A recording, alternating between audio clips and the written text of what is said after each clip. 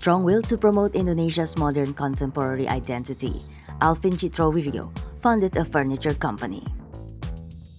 It was not only about selling products. More of it, Alvin came with a bigger dream. Indonesia has traditional values that still continue to be maintained until this modern era. This can be reflected by various works of the nation's people. One of them is through furniture, which is really close to our daily life. Today, we are going to see Indonesian contemporary furniture, which embrace great potential of Indonesia's natural and cultural resources. With authenticity becomes the driving force of every innovation, the local design is recognized and appreciated globally. So we are going to explore more of the story with the founder himself, Alvin Chitrawiryo. Come with me to see Masa Kini.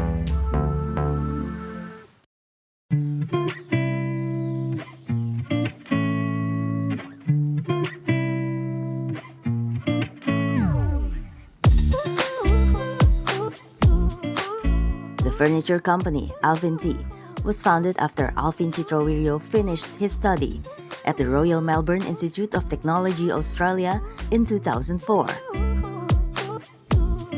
Maybe first of all, I want to really know about the concept behind your design work. So our furniture company called Alvin it's more, you can probably see it more like an attitude rather than a business model or a business unit.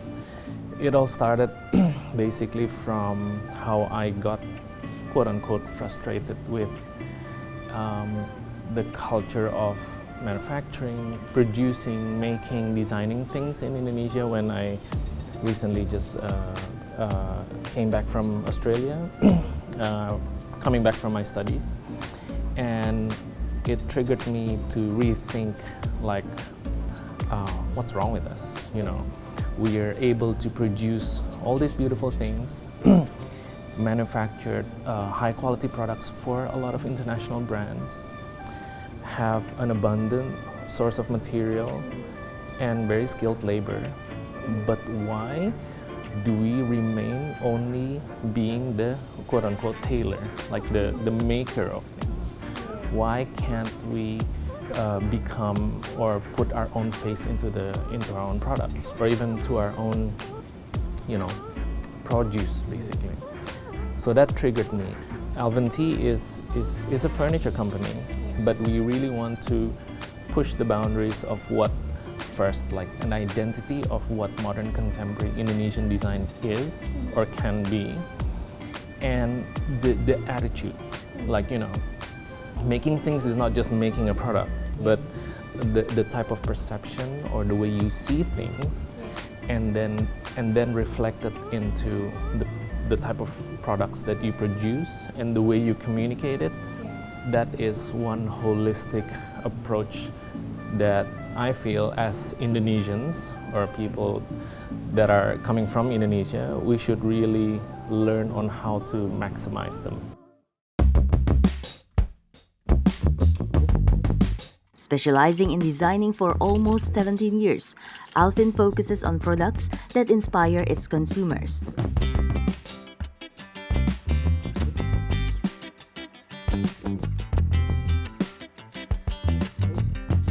Alvin Chitrawiryo uses rattan as the main material of his products. Rattan is a plant that grows fast together with other plants in the rainforest. Influence you to choose one of the main materials is rattan here. What will be the main reason? So one of our main focus is rattan, simply because it grows naturally in Indonesia, and it feels that it was the underdog material. In the early 2000s, people don't really appreciate rattan. They see it as a cheap, low-cost material. And I feel it's a shame because it's a beautiful material. It actually suited very well with our tropical climate, and there's still a lot of potential. So we decided that me and my team, we try to explore things that can only be made by rattan. So it cannot be made using other materials. Something that is, for instance, very organic, like this table. It's very organic, and we feel that these pieces should only be made out of human hands. So we are sort of not going against industrialization, but that is our strength, I feel, as a country, as a nation.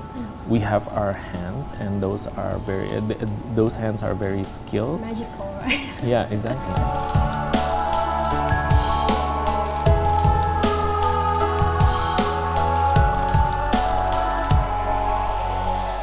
Currently, there are about 300 species of rattan growing in every corner of the globe. 92% of them are in Indonesia. So especially for rattan, it can be considered as a low energy type of process. So the material grows in the forest. You probably have to, you can probably harvest a material that is about 15 or 20 years old, that is really ripe, and the material is already strong and durable.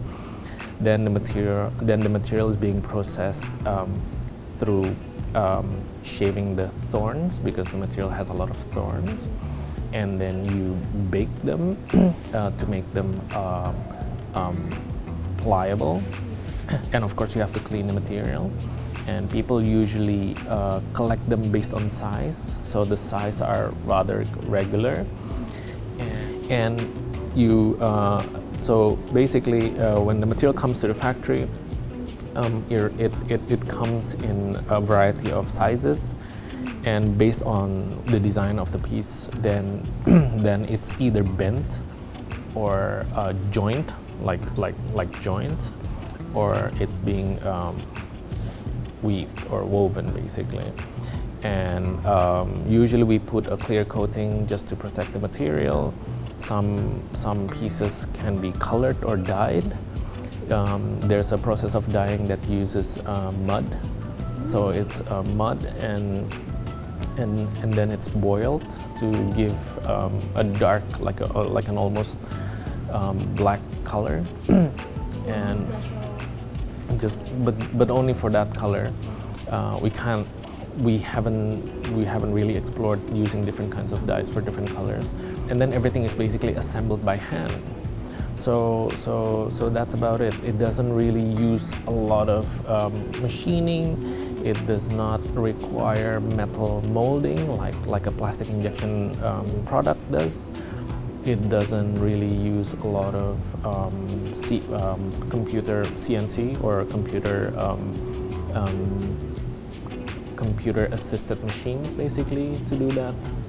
It doesn't need to be extracted from the ground like marble or cement or something. It's a very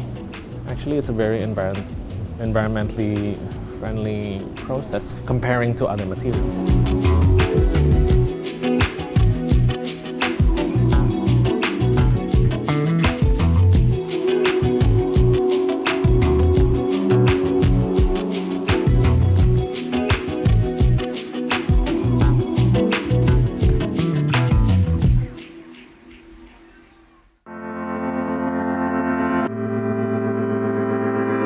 As designers, you should not do only design works, but you should always think like a designer.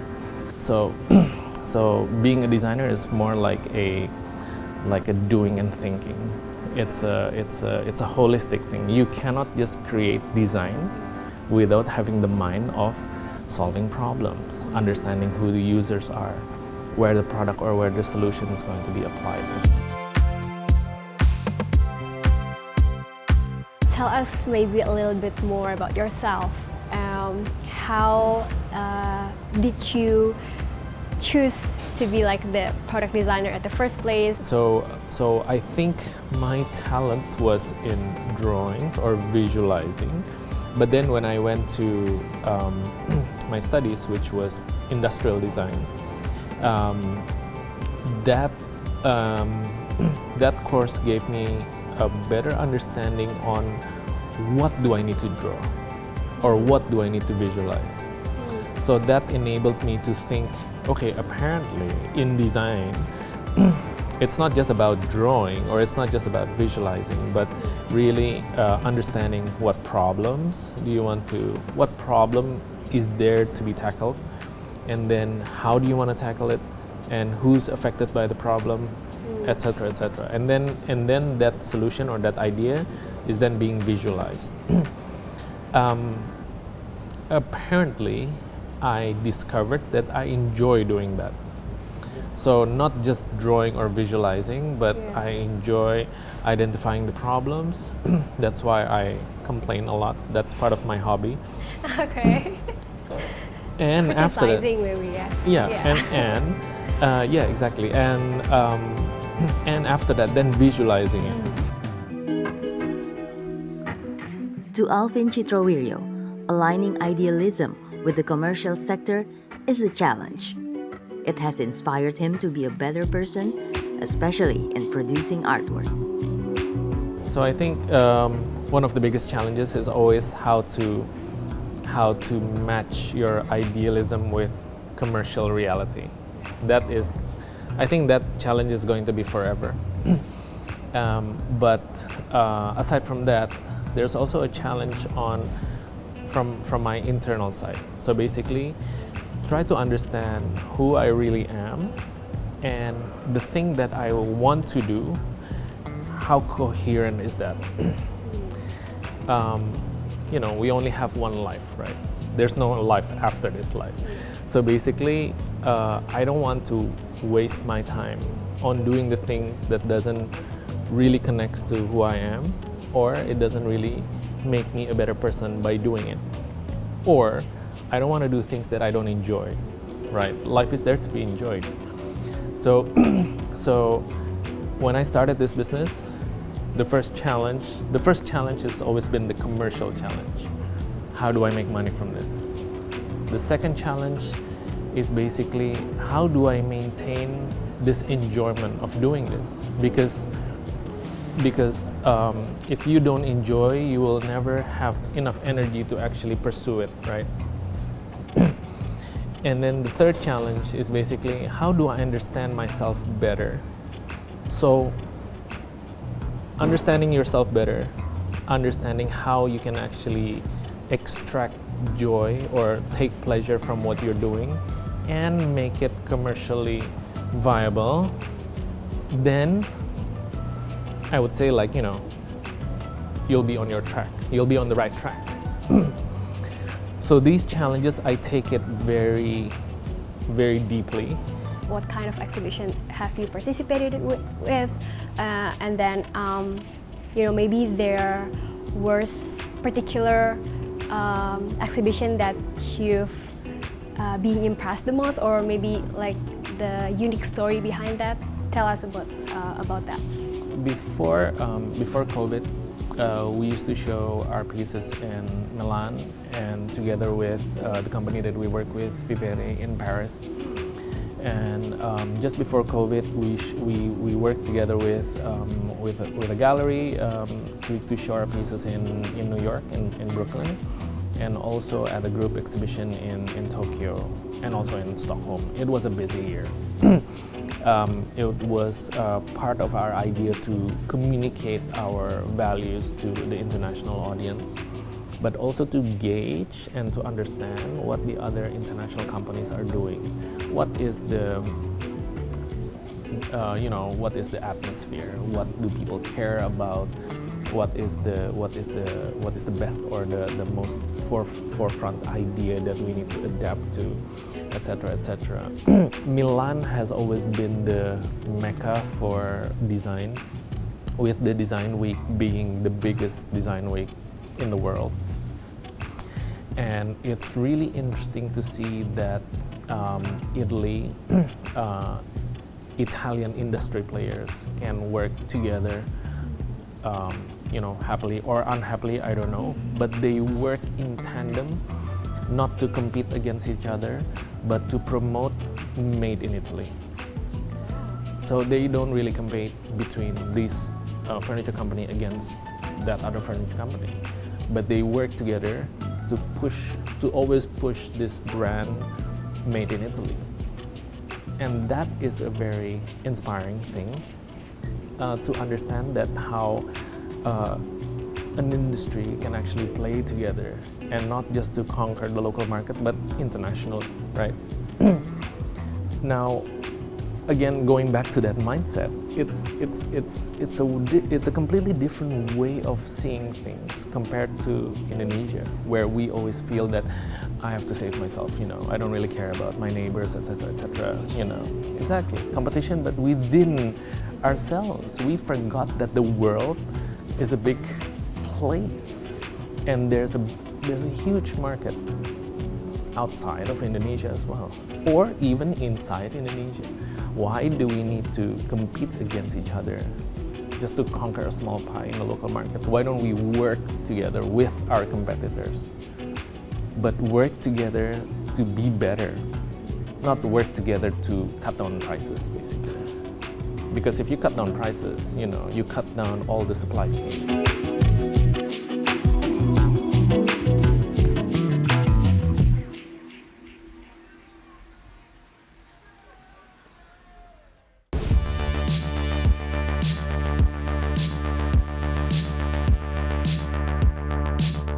Okay, so right now, Alvin is showing me some of the examples of his design. What is your current work that you've been working? Well, we're developing a few furniture pieces at the moment. There's going to be a kids collection. Kids collection, okay. yes, that's going to come up end of this year. Okay. We're also been working with on several restaurants, so it's more like an interior space. Quite many things, actually. Actually, many things. Okay. So, working with the main material by rattan, right? Do you ever think like maybe to explore more other materials that you wanna deep dive or you wanna explore more? We don't exclusively work with rattan. We work with, wood, definitely. We always wanted to try and explore other materials, for instance, like terrazzo, which is now popular at the moment. We're collaborating with a company to develop new pieces. With Vivere, we are developing quite a lot of new pieces. It has a wide variety or a wide range of use of materials in it as well.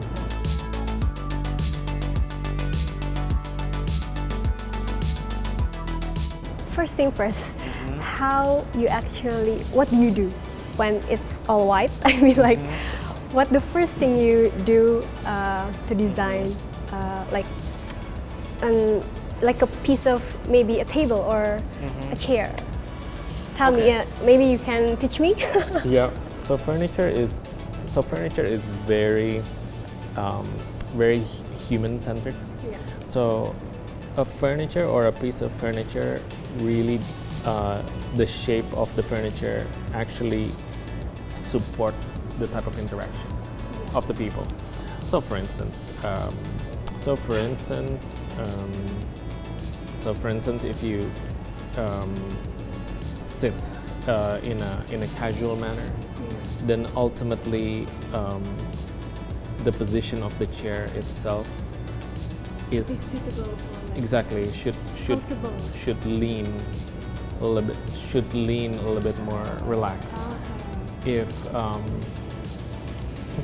If you want to have a conversation, then that while sitting together, then the shape of the furniture can be encouraged, can encourage that conversation. Yeah, you want exactly. Yeah. So for instance, this type of furniture the shape of itself can actually encourage conversation. If you want somebody to actually sit next to each other, but we're in a very intimate manner, then the shape of the furniture can also be a little bit more closer. Then so this interaction is very important, and that's why like dining chairs are a bit taller, lounge chairs a little bit smaller, sofas is a little bit deeper. There is a reason for Yeah. there's a reason, there is idea Yeah. that is inside or behind like every furniture, right? Yep. Correct. How they are be used, how they will be used by the people. Yeah, and the overall shape signifies how the piece is being what do you call that? Communicate to the user. If you make it a very round, then it sort of invites you to, it's safe. If you make it very rectangular, it communicates like, okay, either this is very strong and indestructible, or very uncomfortable, or maybe don't sit there for too long. Yeah. If you sit in a bus stop, it signifies that it's not going to be comfortable. You can sit long here, right? Exactly. Yeah. Yeah. Okay. So everything is very intuitive, should be, and everything should be. It has its own purpose. If one of those benches, in public seating, it has these, poles. Yeah, this signifies that you should not sleep there.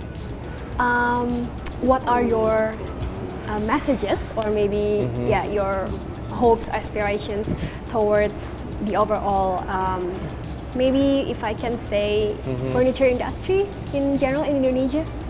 Sorry, can you hear me? Message, the message to the Yeah. people around, or as fellow designers, or maybe people in industry in general. Yeah. I have a lot of messages. Yeah. Don't be afraid to be yourself. The market is always in a conversation with whatever we do. We don't always need to follow the market. If you want to change them, it's possible. You just need to educate and make sure that the user understands the value that you want to create, and really think long term. The design industry is a marathon, basically. Whatever we do now has an impact in the future. Not just the creative industry, all industry has an impact. Whatever you do now, it affects the environment, the living being, the plants, the people that works, the people that consume. So my probably call to action is really to ask everyone, like, really think properly and think long term before making anything, basically.